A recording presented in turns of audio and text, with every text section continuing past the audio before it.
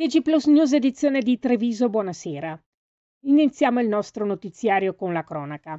Nella tarda serata di ieri, 10 novembre, a Treviso, i carabinieri del nucleo investigativo del comando provinciale hanno eseguito d'iniziativa un fermo di indiziato di delitto nei confronti di un trentenne albanese, domiciliato a Mestre, pregiudicato irregolare sul territorio nazionale, ritenuto responsabile dei reati di porto di arma clandestina e rissa in concorso. Il provvedimento trae origine dai fatti accaduti nel pomeriggio dello stesso giorno a Mogliano Veneto, in via Italo Svevo, dove un gruppo di cittadini albanesi, appartenenti verosimilmente a due fazioni contrapposte, si era affrontato in un parcheggio pubblico utilizzando coltelli e una pistola. Nel corso della violenta colluttazione erano stati esplosi 3 colpi d'arma da fuoco, che fortunatamente non avevano colpito nessuno dei presenti, mentre 3 dei partecipanti, tra i quali il soggetto ora fermato, erano rimasti feriti da arma da taglio. E nel pomeriggio del 10 novembre i carabinieri del nucleo operativo e radiomobile della compagnia di Vittorio Veneto hanno tratto in arresto in flagranza di reato un 45enne campano, già noto alle forze dell'ordine per tentata truffa ai danni di persone anziane con la cosiddetta tecnica del falso carabiniere e segnalato per detenzione di sostanza stupefacente per uso personale. Nella circostanza è stato anche denunciato in stato di libertà un minorenne coinvolto nella medesima condotta criminosa.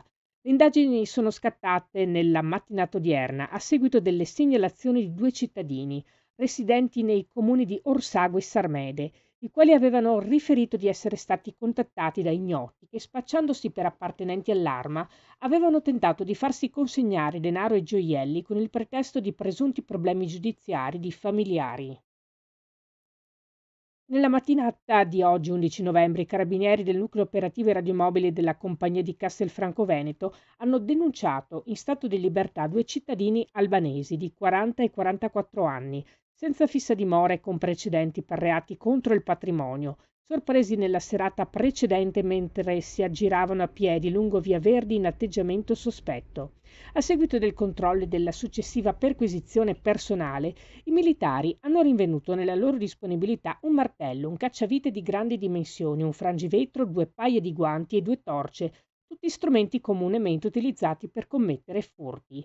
Il materiale è stato sequestrato e 2 soggetti denunciati all'autorità giudiziaria per possesso ingiustificato di arnesi atti allo scasso. Le indagini proseguono per verificare eventuali collegamenti con episodi predatori avvenuti nella zona.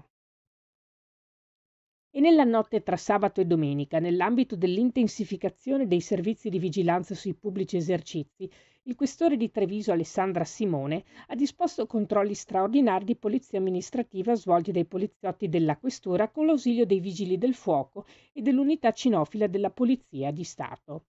Il maxi controllo in particolare ha riguardato alcuni locali pubblici e di intrattenimento di zona Fonderia, locali regolarmente frequentati da centinaia di giovani, soprattutto nel fine settimana. L'attività ha portato la Polizia di Stato ad accertare presso uno dei locali sottoposti a controllo diverse violazioni amministrative, sanzionabili sino ad un massimo di circa 7.000 euro complessivi, riguardanti l'irregolarità nell'impiego di buttafuori e l'esercizio abusivo di attività di pubblico intrattenimento in mancanza dell'autorizzazione dell'autorità di pubblica sicurezza. Ulteriori dettagli nel nostro sito notizieplus.it. Si chiude qui il nostro notiziario. Grazie per averci seguiti. Arrivederci.